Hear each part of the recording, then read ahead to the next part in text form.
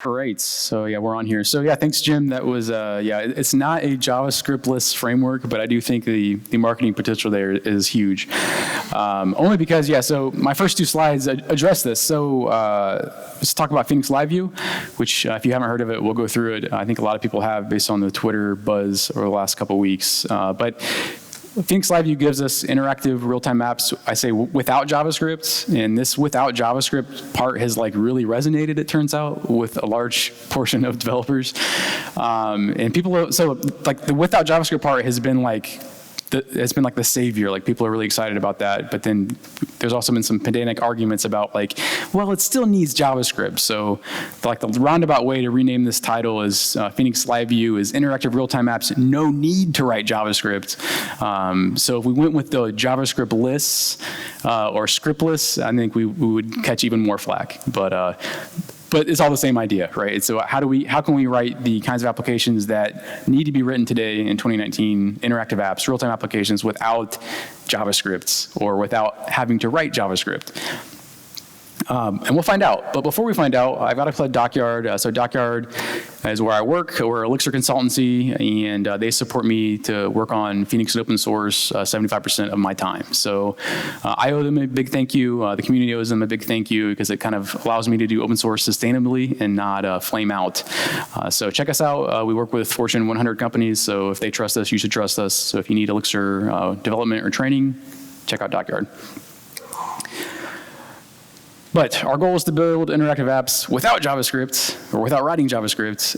And the goal isn't just how can we not write JavaScript, it's like how can we actually come up with a programming model that makes sense? Like how can we write Elixir on the server and still end up with something really compelling? So with LiveView, we have like a dead simple programming model. So if you're an Elixir beginner, you can come in and understand it almost immediately. And it isn't just a toy tool. So it's highly optimized for not only building apps quickly, but also building them incredibly, with incredible performance. So when people originally hear this idea of like server rendered real-time apps, they're doubtful and they'll think it's going to be too heavy or too slow.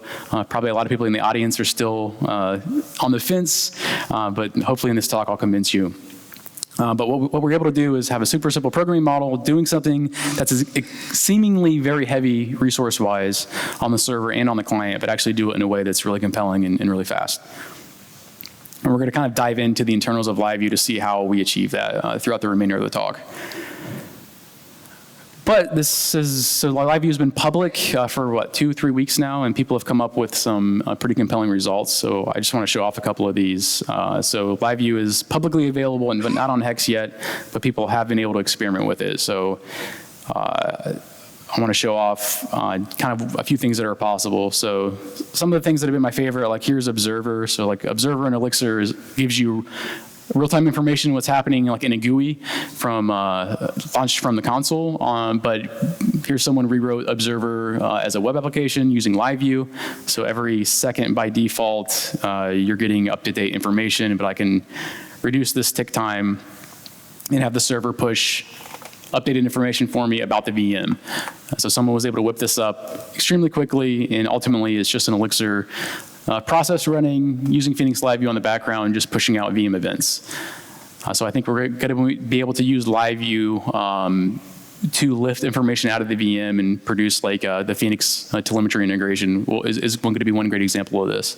And people are already exploring this avenue. And then people have written games with LiveView, so which has been really interesting. I think gaming is going to be one unexpected popular feature of LiveView. So here's someone wrote this hippo game where I can just run around and eat. You're not supposed to eat the fish; it counts against you. So it's like vegetarian propaganda is what we call it. But this is all server rendered, right? And Phoenix LiveView lets you hook into key presses on Windows. So this is like over conference Wi-Fi. I'm able to play this cute little game that someone whipped up. So the higher negative score, the more fish that you weren't supposed to eat. But this is an incredibly compelling example that someone was able to put together a game server rendered. And then again, this is over conference Wi-Fi, so not even over a fantastic connection. And it's completely viable and an enjoyable experience. And we saw that too with someone most recently did like a 2D scroller game. So I think this can go, and this is almost impossible to play, but like if Flappy Bird is like a mobile game, well, someone wrote that with LiveView. And some of these randomly generated, that's like the best I've ever done. But yeah, see, look at this. Like, like that would have been impossible. But so yeah, this is 2D scroller. So every tick is a server rendered world over conference Wi-Fi, and this is like a completely viable game. So we'll kind of go through how that works, but like I mean, some of the demos have blown us away on the Phoenix team, but I think we're going to be able to take this a lot further than people think. So even if you're still skeptical, hopefully I can prove you wrong. So here's another example that programmer at DockYard, Dan Maglasing, put together, and he's a self-proclaimed Elixir beginner, and he wanted to see what LiveView is all about. So he wrote Blackjack, so I can enter my name here. Other players can join, but no one's here. So I can place my bets. Maybe. And then there's like a gen server that he wrote in the background that counts down. So other players will be placing their bets right now. And there's like CSS local animations, and this is all server rendered. So there's like gen server state running this game.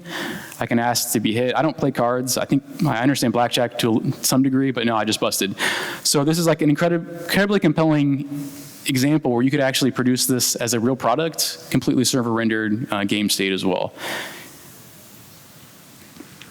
So that should give you some level of idea that Phoenix LiveView isn't just about like toy examples. People are actually writing games. They're writing compelling things with it today.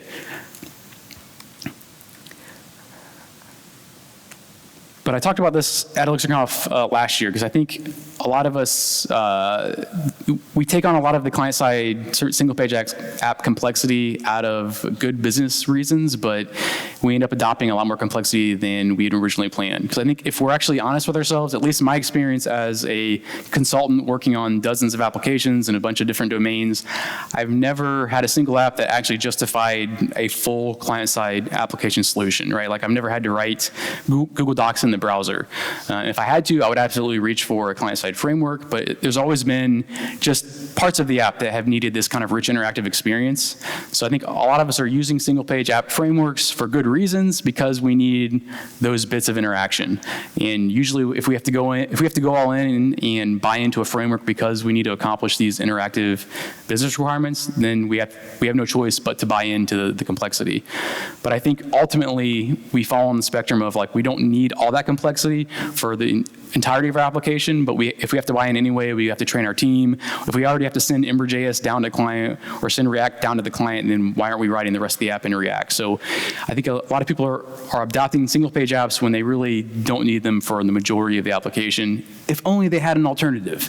And that's where I think Phoenix LiveView is going to be one alternative to allow you to defer or avoid this massive rabbit hole of complexity that is client-side development. Because it is super complex. I think, I've been doing web development for my entire programming career, and I think a lot of us that are doing web development day to day, we kind of forget how many layers of complexity exist in the modern web or just the web in general, right? So, like the whole request response lifecycle, like that's an entire mental model and understanding that you internalize, you don't think about. But if you think like as a beginner or even a expert programmer, there's a lot of layers there and decisions and thought processes that go into actually making something happen on a web page. So let's just walk through one example. So if we're trying to render this beautiful thermostat here, it's ultimately a glorified counter, but let's just say, let's do something simple. We want to render this thermostat, which is ultimately just showing an integer value and allowing the user to update, decrement, or increment that value. When we start out writing it, our designer will give us some CSS, and we end up having a static web page with this beautiful thermostat, and like we're feeling good, like this is super simple to whip up. But the moment we want to make this interactive, like we suddenly have to start bringing on complexity and making decisions. So even something as trivial as a counter, like what happens when you click plus or minus? Like if you're writing this as a in another platform, you'd be like, okay, well, we need to write some Ajax. If you're using Elixir, you at least have Phoenix channels that at least helps you write interactive applications, but you still have to start making decisions. Like you immediately have to say like, well, if someone clicks something, I can't submit the form and refresh a page, so I have to write some JavaScript. So even if you don't bring in a client-side framework, you have to get some kind of DOM event handler. You say, okay, on click, now you write some Ajax, you talk to Phoenix channels, but then the decisions like have to start being made. Like, what does the server side look like? Like you have to define the routes, right? So do I have like a RESTful interface for like posting to a thermostat, and that's what updates my server state? And then where's that state live on the server? Is it in the database? Is it in a process I started? Is it in Redis? Like I have to define multiple controllers, so I'm thinking of like not only route names, but like what do I name this? Like a thermostat controller or a thermostat channel. I have to write that code. I have to define the payload contracts. So even if I can whip this up and it's easy decisions, I now have to define like what does the payload actually look like, and the server has to return those JSON structures. I have to test those things. Like there's a lot of naming decisions just to do something as trivial as updating a counter on a web page. And that's before you even start the client-side code, which is incredibly draining, even if you're a professional client-side developer, right? Like you have to start saying like, how do I handle the fact that I have a stateful system now, right? What about syncing state on the client, right? What if someone at home adjusts the thermostat on their wall, and on the web interface I want to say like, oh, well, if they change their thermostat to 70 degrees, I should probably sync that with the client looking at the web browser. Like, how would you do that? Well, if you were using Phoenix channels, you at least had a good bidirectional communication, but you might have to poll the server. Like you end up with all of this complexity, right? Like I'm now looking into HTTP polling, I'm looking into WebSockets. I have to write a ton of code just to make this value synchronize. And then I have to figure out how to handle client actions. Do I continue adding my own JavaScript? Do I adopt a client-side framework? How do I do error recovery, right? Like what happens if something crashes? What happens if the server becomes unavailable? How do I show the updates in the UI? And how do I navigate the labyrinth that is the JavaScript ecosystem, right? You have to look into build tools. You have to look into client-side libraries. Maybe your team has to learn one of them. And this is a lot of complexity just to update a counter, right? This is a draining experience. Like every decision you have to make, everything you have to learn just to update a counter on a web page, to understand this request response lifecycle, to understand what happens if something times out. Like it's a huge burden. And we don't need to do any of that if we had the tools to accomplish this problem. And what I want to stress with LiveView is I think this is going to work fantastic for expert teams, but it's also really exciting to see what self-proclaimed newbies have been able to do. So Dan is the one that wrote that blackjack game that we saw briefly. So Dan is a self-proclaimed Elixir newbie. So he works at DockYard, but he's primarily, he does not work on our Elixir team. So he was able to just kind of jump into Elixir and start playing with LiveView as a newbie, and he wrote one of the most compelling LiveView demos that we've seen. So for me, this is incredibly compelling as far as what it allows people to do that are not experts in Elixir, that aren't experts in modern web development. They can shed all this knowledge, they can get into the language, they can start tinkering with it, and they can end up with something that's actually like shareable, right? So instead of, imagine that Dan had written blackjack and Elixir with, server state, like what he would have tested that over XUnit or maybe like an IEX console. But instead of doing that, he was actually able to hook it up to a LiveView and have a shareable real game with the world. So I think this is actually going to help language adoption and newcomers kind of be able to have something real that they're building and being able to surface the kinds of Elixir programs they're building and put them on the web. So I think it's going to help drive the learning experience in Elixir in general, as well as help drive expert teams to actually accomplish the problems they have. So let's walk through how LiveView actually works. So you may have already seen this from a talk last year, but we'll briefly talk about the life cycle just so everyone here is on the same page.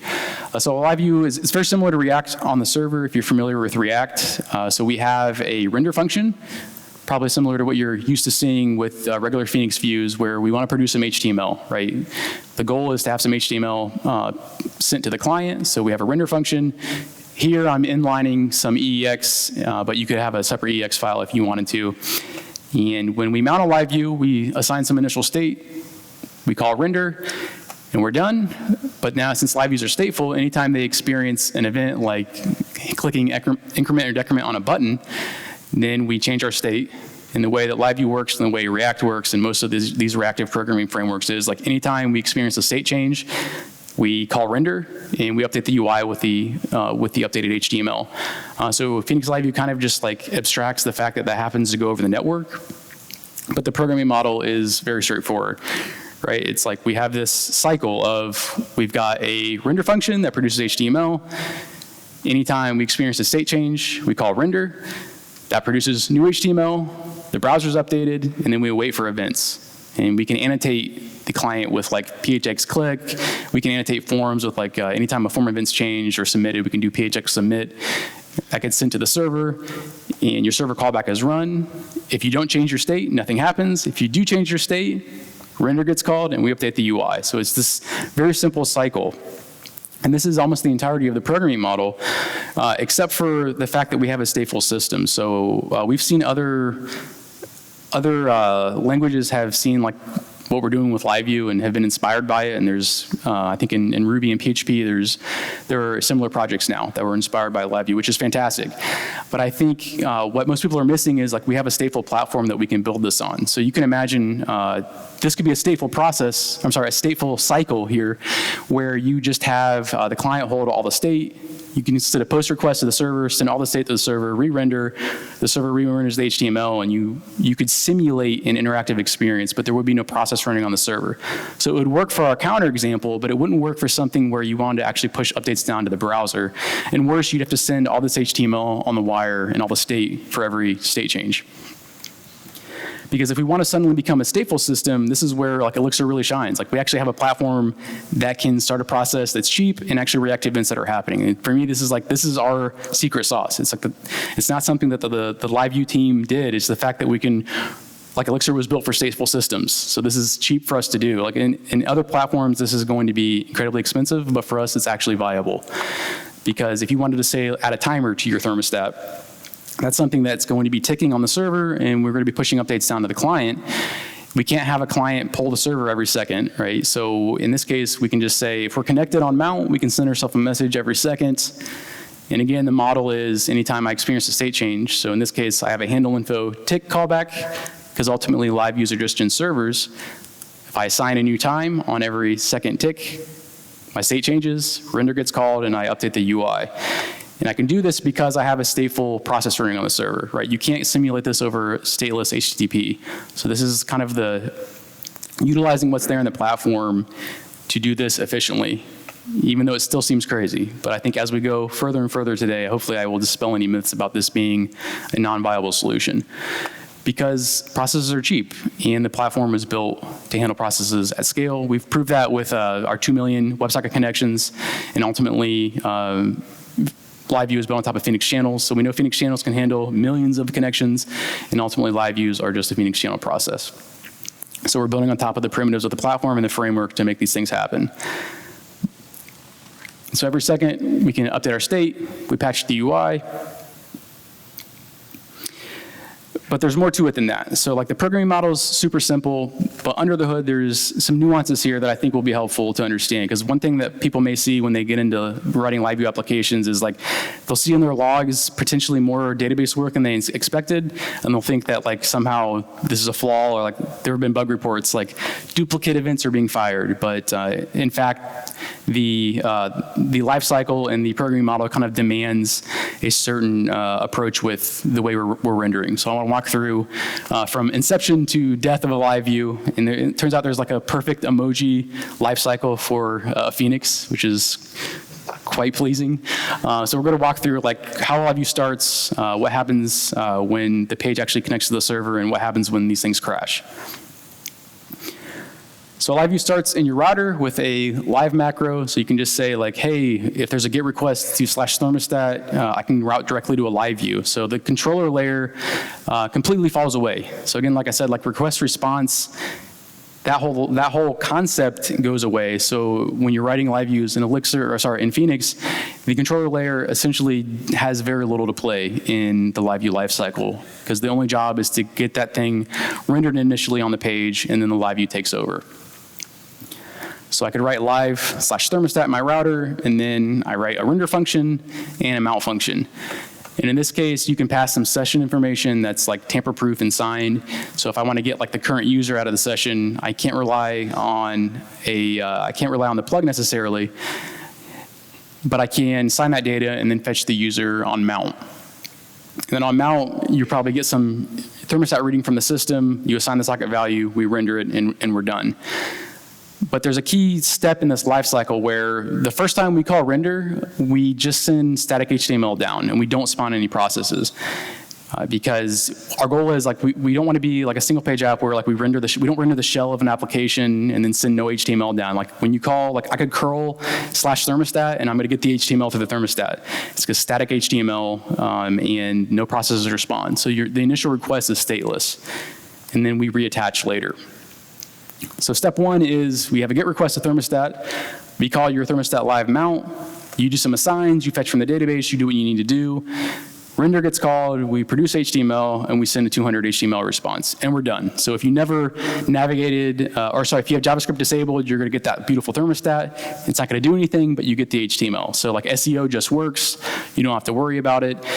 You're protected from like denial of service attacks, right? So like if someone tried to throw, with Work or Apache Bench, like a ton of requests at this app, you wouldn't be spawning 100,000 LiveView requests per second. They'd actually literally have to start like a headless browser instance and really connect. Because the second step of this process is once we've rendered, we've done the data fetching, the browser is going to reconnect over WebSockets using Phoenix channels. Then we're going to start a process. So we've signed some data down. So we know when you connect whether or not this was actually a valid initial render. So there's no way that someone can just reconnect with a user ID and fake a current user. Like there's the data that we put in the session was signed. So we connect, we start a process, then we call your mount. So there's this two-step process. So mount gets called again. If we have to fetch current user, we'll fetch it again. So in your logs, you may see for a given web request, 2 database fetches. That's because we did the static request response, and then we have to do this second initial stateful mount. Then we call render, and we send HTML back. But now we have a process spawned. So now we enter this second cycle of just waiting for state changes to happen. And whether that's a message arriving on the server in a handle info callback and changing our state, or whether that's the client clicking a plus or minus button, whatever happens on the server, a state change is invoked. If it changes your state, we call render, and the UI is going to be updated. So there's this two-step process that is almost hidden from you because it's the same code path, whether you're coming over an initial HTTP request or you're being mounted a second time. And this may seem like an odd limitation, but we went through, like we want to be protected from denial of service. We want it to be, we just want to return HTML initially, but we also have to have a code path that, let's say like you drop connection. So if I'm looking at my thermostat, and then my connection drops, I have to be able to reconnect without a full page refresh.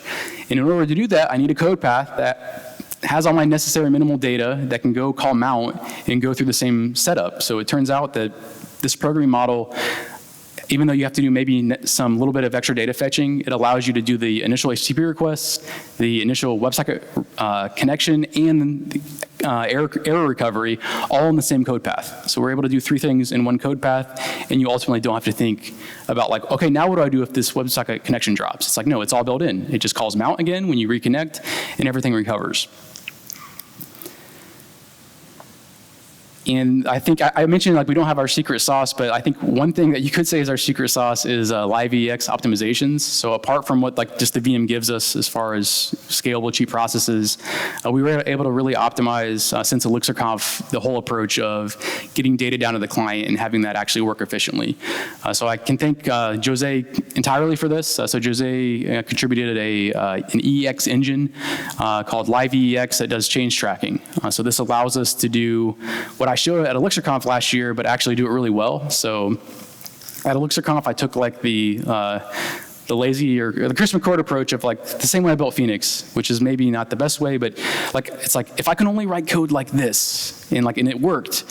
And so I start like top down. So that's how I wrote LiveView initially. So like every render literally had to render the whole template.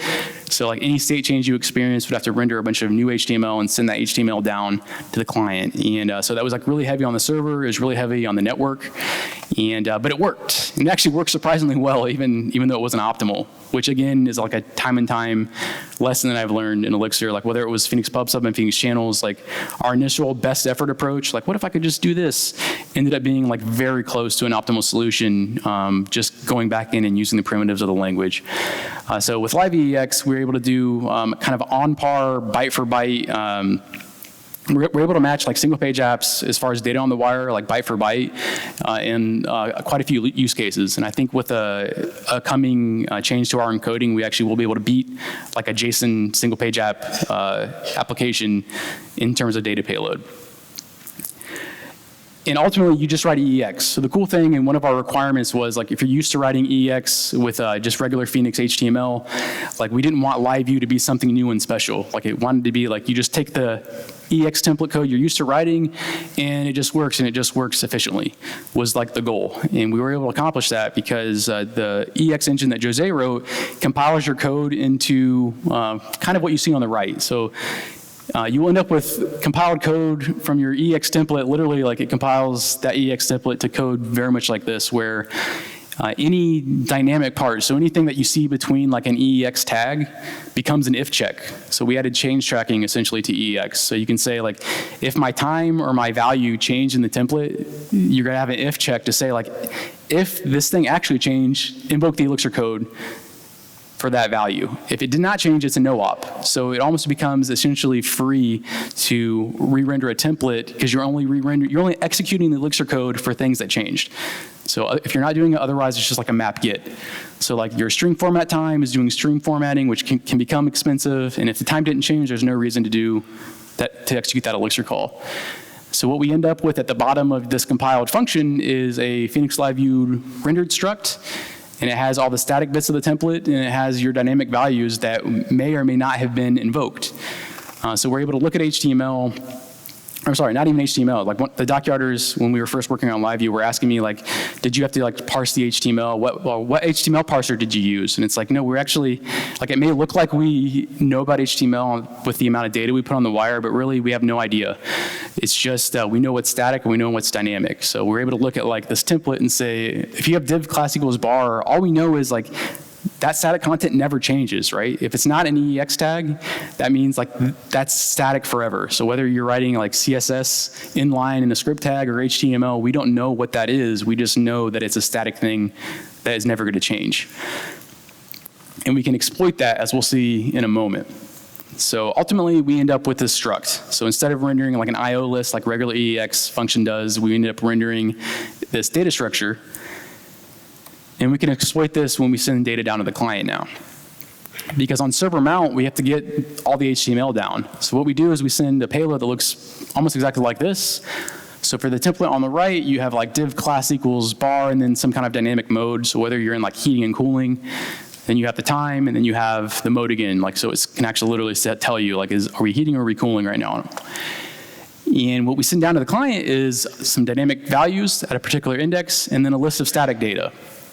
So all the data that was required to render this template is just split into dynamic and static parts. And then for the client to produce the HTML, all they have to do is they zip that list of static values with their dynamic counterparts. So we just walk the static list, interpolate, we just zip those dynamic values together, and we end up with a string of HTML. So on mount, you end up with HTML that isn't payload optimized, but the updates is where kind of the magic happens. So on mount, the client has this static and dynamic cache. The LiveView connects, sends that down. Now what happens when we have a server update? Well, the approach that I took at ElixirConf last year was we re-rendered everything and we pushed all the HTML down, which was pretty expensive. But now we're able to say, like, well, if you clicked plus and we assign a new value, then all we have to do is we re-invoke render, and it only calls the code that just returns the value. It doesn't invoke the string format time because that didn't change. So your server callback will do something like assign socket value to a new value, and the only EX code that we invoke is literally the code between the highlighted blue there, and the only data that we write on the wire is literally the index that appeared in the dynamic set and the new value. So we write a tiny bit of data on the wire for this, even though we theoretically seemingly re-render that entire template. And if something else changes, like if you change the mode to heating, remember mode appears twice in the template. And again, we don't know anything about HTML, but we know that the index that mode appeared at compile time was position 0, and it was also the last position in the dynamic set. So then we just send a payload down of, hey, at 0, this is now heating, and at 3, this was now heating. And the client, that's all the client gets on the wire, but they have that static cache. So to produce the updated HTML, they just zip those new values together, and they have updated HTML. So that's what this looks like, right? So we get client just gets 270 on the wire, even though conceptually and programmatically we called render again in your LiveView. The only thing that was spit out of that was 270. The client says, hey, I know what position 2 is. It used to be, 69 or 71, and now it's 70. So we just merge that into our dynamic static cache, and then to produce the HTML, we zip those values together, we get a new string of HTML for that whole thermostat. But instead of doing like a inner HTML replace, we actually do a efficient DOM patch. So it's like, so LiveView is seemingly heavy on the server execution, it's seemingly heavy on the data transfer on the wire, and it's seemingly heavy on the client because you now have to patch all this HTML. But it's actually like on all 3 layers, right? We're actually efficient on the server, we only execute the Elixir code that changed. We're efficient on the wire, we only send the data that changed. And we don't even send all the static HTML bits. And we're efficient on the client because instead of doing an inner HTML replace of this new computed HTML, we use a library called MorphDOM that does DOM diffing. So if the only thing we changed was the value 70, MorphDOM would be smart enough to say, given this new string of HTML, it would only produce the executions that would do like span.innerText equals 70. So it will produce the minimal DOM operations to patch the client. So it's going to be very efficient updates on the client. And we've seen that, that's why the games work so well. It's like even though you're re-rendering the whole game world and you're repatching the whole DOM with that game state, you're actually doing minimal operations on all 3 layers, on the server, on the wire, and on the client. And I want to show that off here. So if I open up the Chrome inspector and I have debugging enabled, we can kind of see how this works. So this is a LiveView that's just like a quote-unquote image editor. Oops, but it's actually just an image slider that lets you change the size and the color. But it's a good demo of our diffing. Okay, so we have this image slider here, and I can slide this back and forth, and the image size changes. I can change the background color, and that's all I can do. So not very useful, but we can imagine that we could actually build some compelling watermarking image service that's doing all the server-side rendering of the preview of the image. But the data that we're sitting on the wire is actually tiny amounts of integers as we're sliding. So we're doing a Phoenix change event at the resolution of the browser change. So it's like, every 16 milliseconds it's firing this on-change event. But we can see the only data that's actually being put on the wire is a tiny payload that's just saying, at position 1, hey, we have a new 359 value. And that's all we write, right? So even though we called render on the server on every change, every 16 milliseconds, even though we seemingly computed the new HTML, the only thing that we actually executed on the server was a tiny bit of EX for the new width, and we wrote on the wire this tiny payload. And then if we inspect actually what's happening on the DOM, we can see that we get the efficient DOM patching as well. So let me expand this guy. Okay, so I have an image here, and if I slide this back and forth, the Chrome inspector is going to actually show you what's being patched. So we can see, like, even though we're producing the new HTML on the client, we're able to efficiently realize, like, MorphDOM is going to say, I don't even need to replace the image tag. It just knows that it needs to produce code that just does image.setAttribute with the new value. So we're able to, even at the attribute level, efficiently apply patches. And that's why this is actually viable to have this update every 60 milliseconds. And the same thing with, like, setting the background color. We can see that the only thing we patch is the style attribute. The width's not going to change, so the only thing we write on the wire is our new background color, and we don't need to bother sending a new width. So we're able to efficiently patch on the client as well as the server. But it doesn't stop there. So we were looking at LiveView, and Jose said, like, hey, we can actually optimize in another area, and that's with comprehensions. So if you think about comprehensions in the context of LiveView, is like we have a bunch of static and dynamic values. So it's very similar, except we have the same static dynamic set for each comprehension, right? So if I render, let's say, like this list of users on the left, I'm going to have some like bold tags. I'm going to have like some static UL, LI tags. And for each user, it's the same static values every time, right? They never change. So we can exploit that fact. So at compile time, we know about for comprehensions. So we can come in and do something very similar where we can only produce the static values once. So the data that we put on the wire on mount would be, hey, for this single comprehension, there's only one set of static values that we know never change. And then we'll have a list of dynamic values that the client can replay against that static set. So if you had 100 list of users, if you just rendered that from your static HTTP request, it would have to produce the HTML for 100 duplicate tags, right? There's no way around it. So on mount, we actually produced less HTML on the wire than you could produce from a regular HTTP request because we know that that data never changes. And we can again exploit this on update. So let's say we come along and we change our users to a new set. Well, the only thing that we need to put on the wire is, hey, at this position 0 for these dynamic values, we have a new list. Then all we do is we replay those against our static cache. So the for comprehensions are kind of like a special case of the static dynamic idea where we can just replay a list over the same static cache compared to just replacing that in the DOM. And I want to show you an example of that. Because this is where like the fact that this works still is unbelievable. Like even as early as like this past weekend, like Jose and I were experimenting with something like, does this really work? And like it still blows us away. Like there's no way this works. It's kind of like when you write a program, like the test pass, and you're like, I don't think that code actually ran, but it did. And that's kind of been my experience with LiveView. Like the fact that it works and works as well as it does is seemingly impossible because in this case, I have a autocomplete form. So actually, let me show you the code for that. So this autocomplete form is, what is it? 37 lines of code. So let's say we have this search, so whether you're Google or Twitter, you're typing in the search bar, it's showing you hashtags, it's showing you common stories. Like autocomplete's a common problem that I've had to solve and a lot of us have had to solve. And it's usually a pain, right? Like you usually have to write JavaScript, you listen for key events, you have to say like, okay, I'm going to then call some AJAX endpoint on every key press, have that do some work, send some JSON down, update the UI. Like it's a non-trivial amount of code to make that work. And in LiveView, it's 37 lines of code.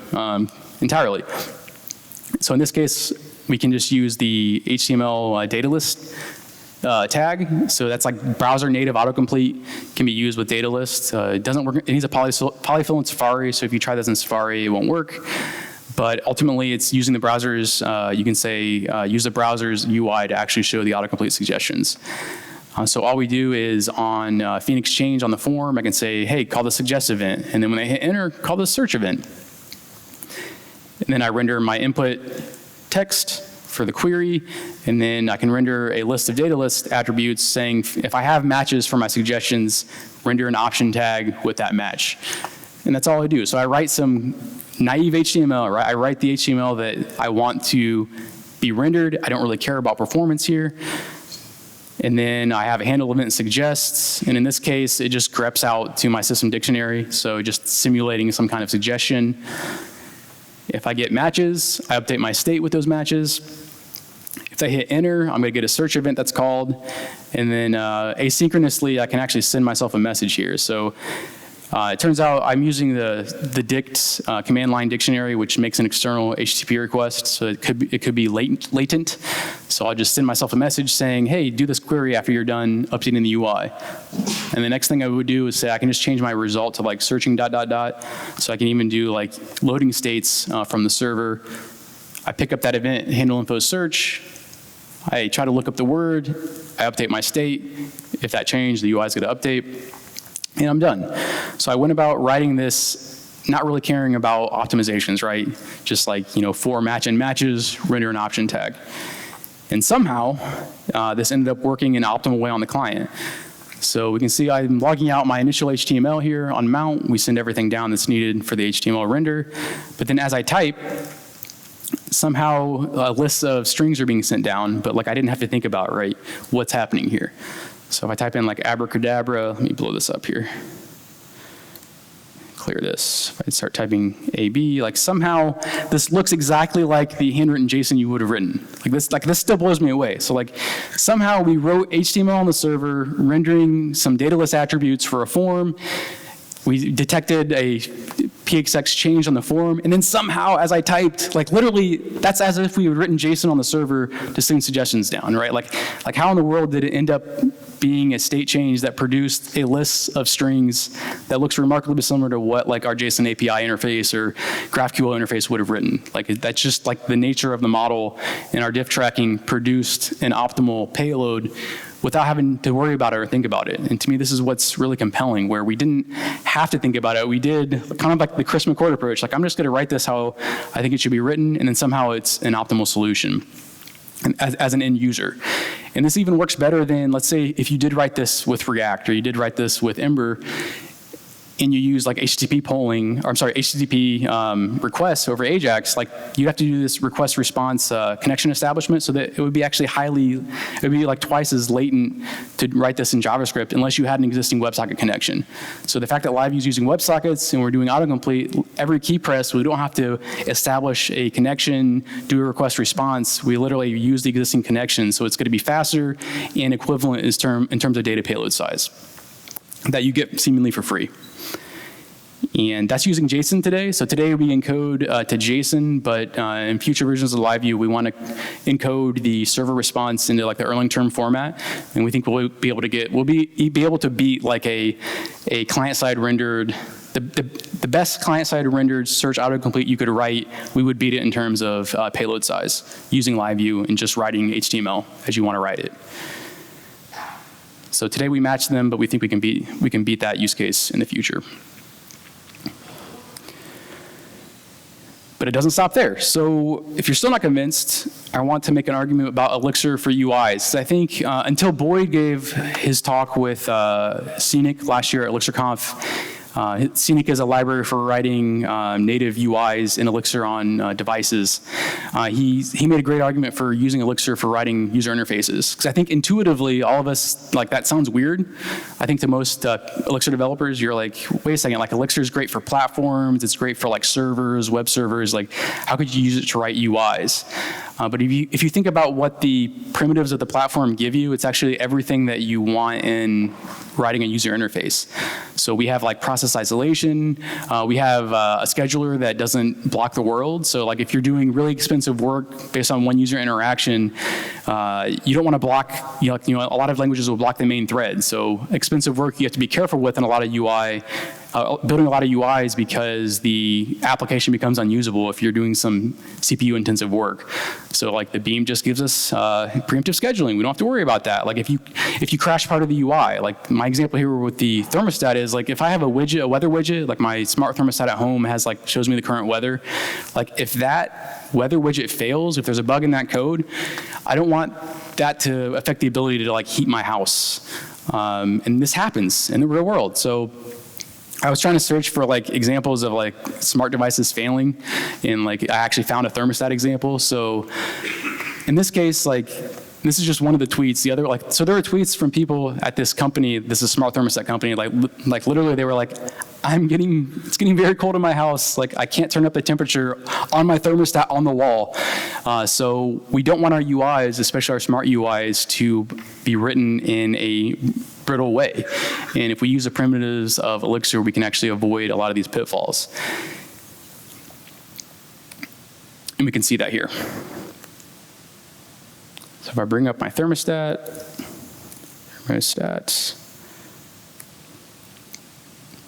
I've got my weather widget here. That's fetching weather from an external API. And let's imagine that we had a bug in this case where if I entered an invalid, if I entered a location that didn't exist, that I wasn't handling like a non-200 response, something that would crash the UI. So if I was writing this in JavaScript and it threw an exception, the UI would just stop working unless you rescued. So those are always fun. But in this case, like, it should work if I, what is it in Fargo right now? Oh no, I wrote code that intentionally crashes it for this demo. But so let's imagine I have a bug there, and I've changed some state. So I have this stateful thermostat running. I'm going to set it to 75 degrees, and we're in heating. And let's say I experience a weather bug, or the weather server goes down. I don't want that to destroy the ability to heat my house. So I submit that form, it recovered, it set back to some known good state, and now we're back to Tokyo at 13 degrees Celsius. And my thermostat maintained its state. I didn't have to like suddenly rescue from the fact that a weather widget failed. Like these are the kinds of things we want to have happen in building UIs. And you can see like I ended up with a loading screen and like the Tokyo got like a red error class. That's just Phoenix LiveView automatically applies a loading or an error state when things crash. So you can handle the UI reacting to failures with just writing CSS. So even if things fail, you don't have to write JavaScript. You can just write some CSS rules. So that's just going to recover. Cool. And let's imagine like this parent thermostat fails. So I have a bug here. If I try to heat my house over 75 degrees, it's going to crash. And in this case, everything's going to crash. It recovered back to a known good state, which is cooling at 72 degrees. It respawned our weather widget, went back to Tokyo. So these UI level features are the same kind of things that Beam provides, right? We want things to recover to known good states. We want the UI to remain usable, even if it experiences a catastrophic failure. So Elixir for UIs is seemingly like you hear about it and you're like, what? But it actually makes total sense when you think about the guarantees that the platform gives us. Especially if my weather widget was doing, I don't know, mining Bitcoin, it would still work. I could still update the heat in my house because Beam gives us preemptive scheduling. And this works at any level. So if I go back to my image view, I can actually arbitrarily nest live views. So here I have a live render inside a live view. So let me go to that live view. Totally nonsensical, but just to show you that you can render live views and other live views at any level of nesting, and you get the kind of guarantees you would expect. So in this case, I'm just going and recursively rendering, or live rendering the same live view and passing that data down to a max depth, and just to show off how the isolation works. So live views are parent-child, because if your parent rendered you, when your parent restarts to a known good state, you may not be rendered again. So it works at a parent-child level of nesting. So let's say in this case, at the end of the tree here, I have like a blue background, and I'm going to crash the last child. Only it's going to crash, and only it's going to restart, because it's isolated by itself. But if I change its state here, and now I'm going to crash the parent, we should see both those children crash. Boom, and they're back to a known good state. And if their parents crash, then everybody's going to crash. So I'll show the state reset here. I just have a PHX click on the parent that raises an error. I'm going to crash the parent. Everybody crashes, everyone restarts to a known good state, and the UI just remains usable.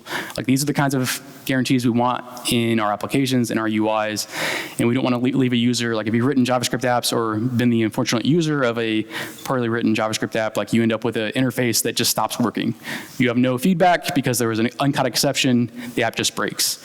But for us, you get the feedback for free, right? If there's a crash, we literally apply the Phoenix error CSS, we apply the loading CSS. So you can override that to do any kind of display UX indication that you want, but by default, if you do nothing but import the Phoenix CSS, the Phoenix LiveView CSS, you at minimum get feedback for free for error states and recovery. So it's code that you did not have to write, it's code that you didn't have to think about.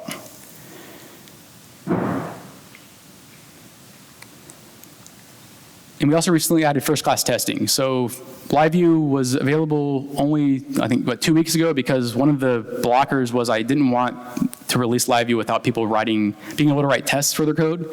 Because if you release a new feature, but no one can actually test a new feature, then no one's going to test a new feature, but they're still going to ship it to production. So we don't want that. So LiveView tests just work. Like, they actually are really simple. This was much harder to do than I thought. LiveView in general, so yeah, a sidebar.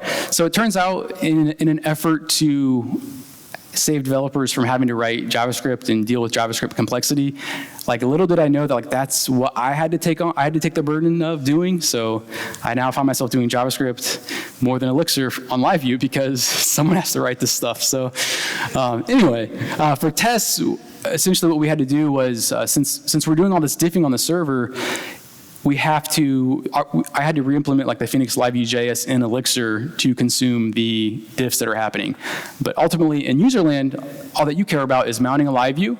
So in this case, we can mount our thermostat, and we can say, hey, I'm going to render this thermostat view, and it should be 70 somewhere on the page. And then I can say, hey, if you click this thermostat and that sends the live event, so like if you had a PHS click on the page with an increment event, then I should see a side effect of that rendering new HTML containing 71. So you can just write these really simple functions and test drive your stateful actual running process without a browser, right? We don't have to spawn a headless WebKit browser to test live views. We can just run this in Elixir. And these are processes. So it's not like behind the scenes, we're not like faking this. These are up and running processes. I can ask, like, give me the children of the live view, and then I can render the clock and say that, hey, this should look like some valid time. And since they're running processes and they're running gen servers actually, I can call one of those processes, right? So your live views can and should react to events just like any other process because they are just like any other process. So in this case, my test could say, hey, someone is able to set the clock, right? I can set the clock programmatically, so I'm going to have I can do a gen server call on the PID of the clock view and set it to 12:01, and I can just assert that the rendered version of that clock contains 12:01 p.m.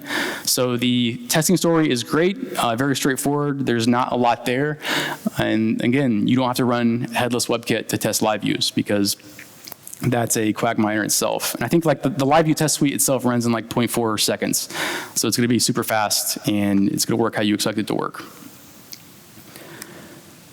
And people are running this in production. So it's not on Hex yet, and that's intentional. We want to make sure that we have it in a stable spot for people to at least confidently start using it. But that doesn't mean we're going to brand a 1.0 right away. So if you are going to adopt LiveView, even after we upload it to Hex as a 0.1, expect breaking changes.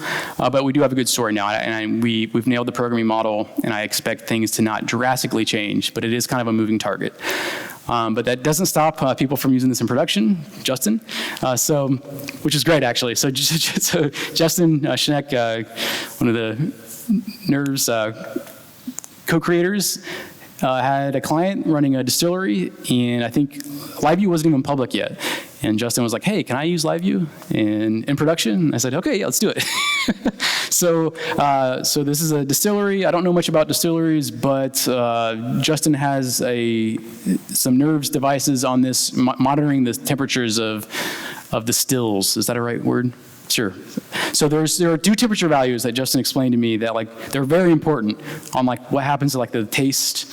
And anyway, the client had this requirement that they wanted to be able to measure these values in real time on their mobile device or any desktop computer to know how the distillery is operating. Because if these values fluctuate above or below certain levels, it could ruin the batch, which is dollars lost. So Justin has this set of Nerves devices. There was a bunch of temperature probes, and we were able to write 30 lines of code for LiveView that rendered these temperature sensors in real time by just listening to the Nerves device probe data, giving us new temperature data. And we didn't have to write JavaScript. We didn't have to think about how do we sync this data. We literally wrote Elixir that just said, when I receive a thermostat reading, I'm going to assign socket condenser temperature equals the new temperature, and somehow the UI updates. So this is in production, and I think someone also, there have been a couple of tweets recently about a couple of people saying they're building all their new stuff in production with it. So people are using it in production, even though it's just a Git dependency. So I encourage those to experiment with it. You can use it as a Git dep. It will be on Hex soon, but keep in mind it is a moving target. But definitely try it out. But if you're super excited and you're sold and you're all in, just keep in mind that client-side apps aren't going away. As much as I think this is a compelling option, there are use cases where this just flat out doesn't work, and that's okay. We have solutions for the cases where we have to buy into the complexity, right? So if we need zero latency, so if you're writing Google Docs, if you're writing a rich text editor, you can't rely on the hop to the server on every key press to italicize a font. There are certain use cases that absolutely you have to have zero latency, and that's great, right? JavaScript. It's there. We have client-side frameworks and libraries that help us there. But with LiveView, we're able to opt into that complexity as needed versus kind of just shrugging and saying well, I guess we have to bite the bullet. We're able to defer that now or maybe completely avoid it if we can stay within the confines of the requirements that LiveView gives us. And then another big use case is everyone asks me what about offline mode? And it's like, well, surprise, if you have to have an application that is available offline, you can't have a server. And if you can't have a server, you have to write code on the client. And that's fine, right? So if you need offline capabilities, we're not going to be able to run LiveView because that LiveView is gone. But if you have a reasonable connection, your LiveViews on the server are going to give you automatic loading states. So if you do lose a connection today, I can show that off actually. So let's say we're visiting our thermostat here, and we drop connection. So I'm going to kill the server. And I go back, and it's immediately in a loading state because it lost connection. So you get a lot of things for free. So like if you don't need offline capabilities, but you want the ability to react to things going offline, like, hey, that's built in. And it's going to do its darndest to recover. So if I start the server back up, or if you drove under a tunnel, either or, it's going to keep trying to connect, and it's back, and we're ticking again, and it just works. Like, this is what we want, right?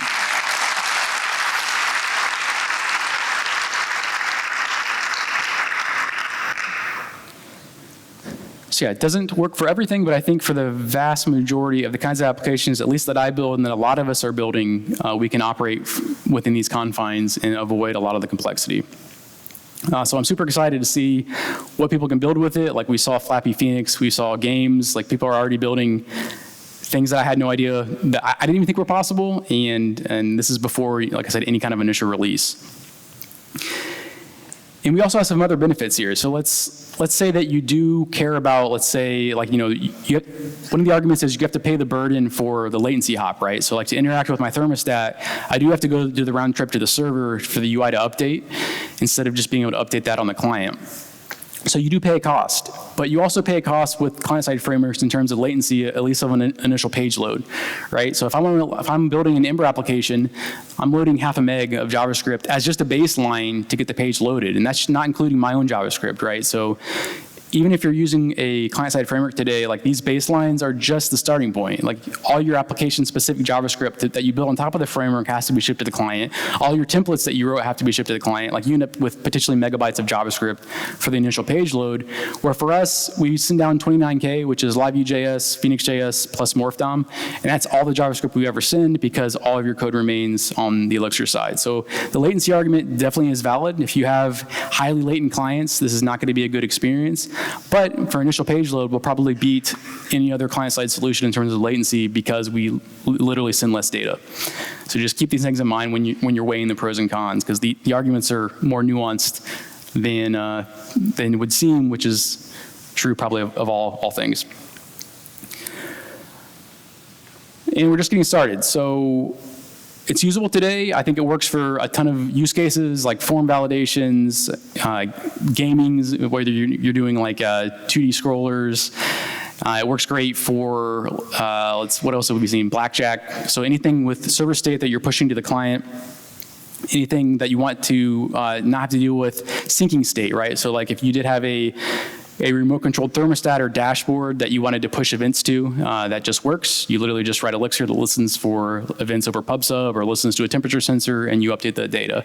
That works great today, but what we want to focus on next is how do we handle like large collections. So if you wanted to build a chat app today with LiveView, we'd have to send down the entire list of messages on any single message add. So that's not ideal because we have to store that data on the server, and it's not ideal that we have to re-render all that data on every change. So we want to do like prepend and unpend operations to collections, and with a way kind of to offload state from the server. So we think we can definitely do that, but that's coming in a future release. We also want to support push state. So one of the big goals for us with LiveView is to not break the web, right? Like that's one of the pains that I think as users of the web we all experience with single page apps is like they break the expectations of the user, or they just literally break and it's not a good experience. So with LiveView, like someone did a pagination demo where they took like a CRUD interface and they made it fully interactive, where you could paginate over results, you could sort by columns, and it's super impressive. It's one of the cooler LiveView demos that I've seen so far. But one of the caveats is there's no push state events right now. So if I paginated to page 10, there's no way to update the fact that in the URL that I'm at page 10. So if I share that URL or I refresh the page, I lose that state. So push state is something that is going to be the next priority for us, as well as being able to update the URL bar based on state changes in the LiveView. That way we have proper URLs on state change. And then we have loading states like we saw, but we want to have more enhanced and So yeah, long story short, so today when you're editing a form, you're editing it remotely from the server so that the client state always wins when I'm typing on a form input, but I don't want to allow an unacknowledged input from being updated if I have a high latency connection. So our loading states are going to get smarter in that as you're editing a form, we're going to be able to lock the inputs and not have the server kind of send us a latent update at the same time. And today that we'll never overwrite the focused form element, but there are some unexpected results for a server, let's say updating a highly latent request where I focused on like a password input, typed something, went to another input, I could potentially have that overwritten. So there's some enhanced loading states we want to enter where we'll detect, we will not allow updates to parts of the DOM to be patched until we get an acknowledgement. But long story short, you won't have to worry about that. We'll worry about that, and you can just write things how you expect them to work. Guides are big, so the docs are actually quite good. So if you check out the Phoenix LiveView module, we have actually quite decent docs in that module. There's also a Phoenix LiveView examples repo with half the examples that you just saw. And that can kind of get you up and running quickly, but we want official guides on the life cycle that we talked about, how to, the caveats to avoid, anti-patterns, like don't use this for animations. Like I think half the tweets, if you've seen on Twitter, have been like animations with LiveView, which are compelling demos, but a terrible, terrible use case for LiveView, like rendering 100 frames per second on the server is not necessary when I can just write like 10 lines of CSS on the client. So we'll have guides explaining all that, how to do things, how not to do things. And obviously we want to get this on Hex. So you can use it as a Git dep now. You know, it's very, I say very, like, I think Jose used the term very beta earlier. So I think our 0.1 release will be very beta. This is, I would say, not very alpha, but pretty alpha. So just keep that in mind. It's a moving target, but definitely get involved, try it out, and let us know what is working, what's not working. But that's all I have. Thank you.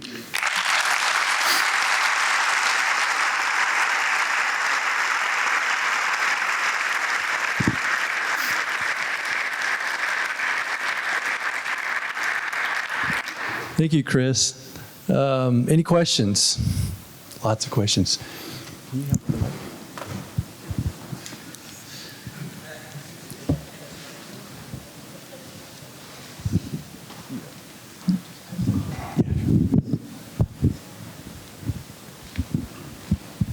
Thank you. So WebSockets don't always work due to proxies, and in some countries, I guess, even they don't work. Do you have any fallbacks? Yeah, so questions, yeah, WebSockets don't work in some proxies. Yeah, so since we're built on Phoenix channels, you can just fall back to long polling and everything just works. So it'd be one line of change. Like, I didn't show the JavaScript. It takes 3 lines of JavaScript to start a LiveView. You just, you instantiate a live socket, you give it a path. So you would just give it a transport option to long poll, and it would just work. You wouldn't have to think about it. With the caveat, file uploads are coming, and file uploads will only work over WebSocket, but if you're not doing file uploads, everything will work without changing any of your userland code other than that one option. Hey, thanks. Thanks for great work. Looks really awesome. I was just wondering, did I hear you say that you're not sending the initial template data anymore over the mount connection? Yeah, so we send, we do send the initial template data, but we send it as already split into static and dynamic parts. So we'll send all of the necessary HTML that's static on mount, but it's already split in a payload that says these are the dynamic values, these are the static values. All right, so on a redeploy of the server while you have the client open, you will actually get the new template as well. Yeah, so on redeploys, like if you did a hot code upgrade. Yeah. Yeah, so yes, so the neat thing is, yeah, so let's say you change the template on the server and you redeployed. I don't know if I showed the fingerprint. The Phoenix LiveView rendered struct that we build has a fingerprint. So if anytime the template changes, the fingerprint changes. And anytime the browser sees that it got a new static dynamic cache with a new fingerprint, it knows that its LiveView was replaced, and it will recover. And cool. So actually, in that case, the client would actually detect that its template changed, and it would close and rejoin. So the server would die in that the client would say, like, the root value of my LiveView changed, and then it would just rejoin.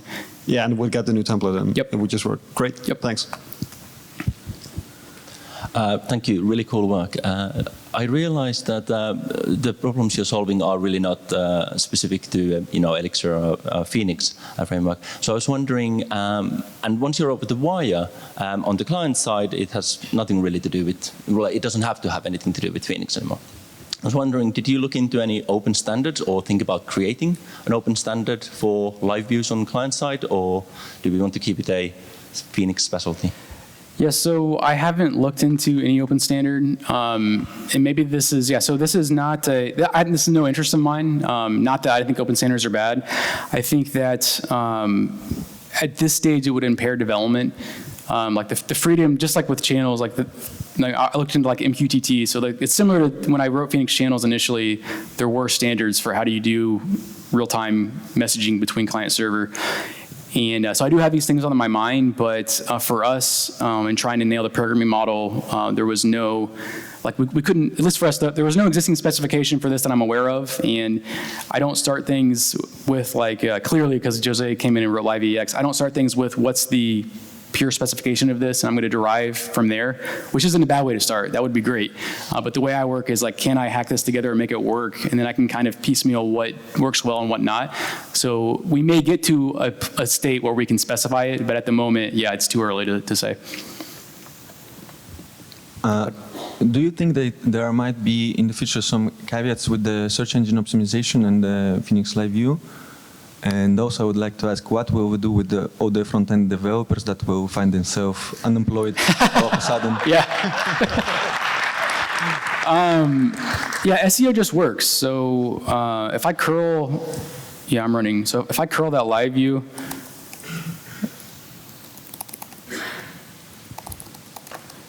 like I just get the HTML for the live view. So there's my like 72. Yeah, so yeah. So SEO is just going to work. So again, in the life cycle, the initial GET request is just a static HTML request response. So we end up calling mount twice. So if you just curl the app, if you're SEO, if you're a Google crawler, as far as you know, you're just getting HTML because literally that's all that you're getting. And then it's not until the browser actually connects back with this Phoenix session to mount. And that's when we would spawn a live view and do all the JavaScript-y things internally. But otherwise, yeah, SEO just works and will always work. So, as I understand it, the juice of the problem lies very much in the template layer. And my question is, when I like to drag complicated stuff out of the template by calling into helper functions, like maybe just a simple content tag. Will I incur a penalty in terms of payload size on the wire? And what happens when I update the template code in a deploy? Yeah, so the update in a deploy question came earlier. The browser would, so if you were able to successfully upgrade the LiveView channel process, the browser would detect that the fingerprint of the template changed. It would close that and it would rejoin. And it would re-render on mount and you'd get the new data. So it would still kill the LiveView process in that we detect if a LiveView fingerprint changes, the client says that the root template changed, which means there must be a new template, so it would just rejoin. So as far as the end user experience goes, the UI is going to update on deploy. And the first question was, incurring a cost. No, it's provided you write things properly. So let's imagine you're saying if you had some kind of function. Oh, I have an example already. So here we go. I have a radio tag function for that image slider, and it's a function that I wrote. So it takes like some attributes like name and whether or not it's checked. And all that is another LiveEX generated function. And again, LiveEX can also be in .lex files. So if you don't like co-locating your HTML and your Elixir code, you can just render a separate template file. I like co-location, but for large templates, it definitely gets unwieldy. But in this case, yeah, you're going to, the change tracking works provided you provide assigns that can be change tracked. So what I mean by that is EX or LiveEX is smart enough to say, like, if the background here, if that assign never changes, that code is never re-invoked.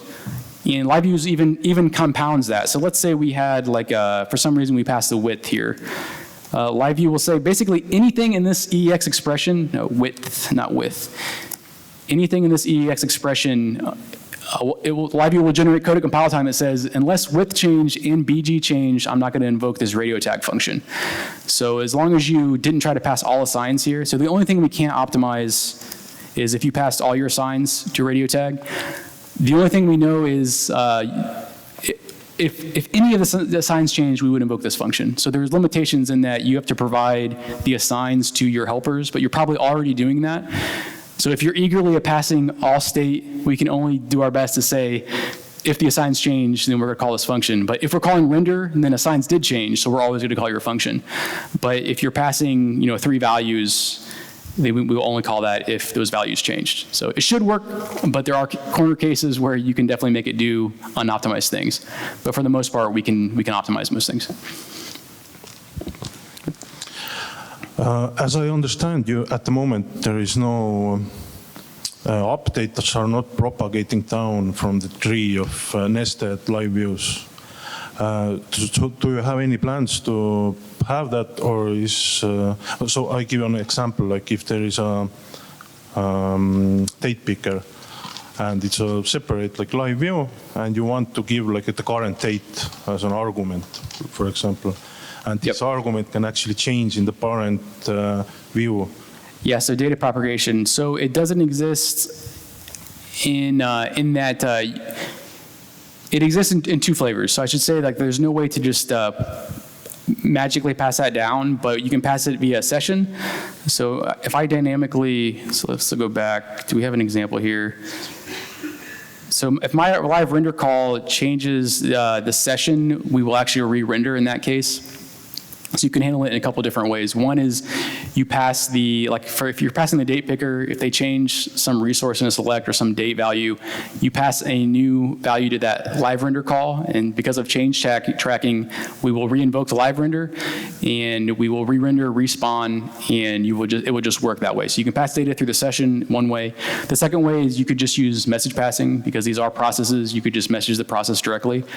But there's no way to just transparently get the data down other than using the primitives of the language, right? So you could use the process name and message the process directly, or you can render new session data, which will get passed down to mount and re-invoked.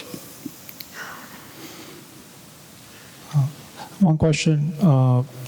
Do you add support for debounce on inputs? Yeah, so debounce is coming. It's like, I didn't even mention it on the next steps. It's an active issue, so it's like one of my very next priorities. So yeah, debouncing is like on key press, let's imagine for my autocomplete, I probably want that to fire as fast as possible. But if I'm validating like an email address, I don't want to send the user like some red, like as soon as they type the first character of their email, we tell them it's wrong when like we know that they're still working on it. So debouncing is a way to not fire events immediately, right? So we can debounce based on a time, like maybe after a user has typed, wait 1 second before they stop typing and then fire the validate event, or debounce on blur. So if they leave the form field and then trigger the validation. So yeah, that's coming. Keep an eye on the issue tracker. That should be in as soon as I get back from vacation, but a few weeks.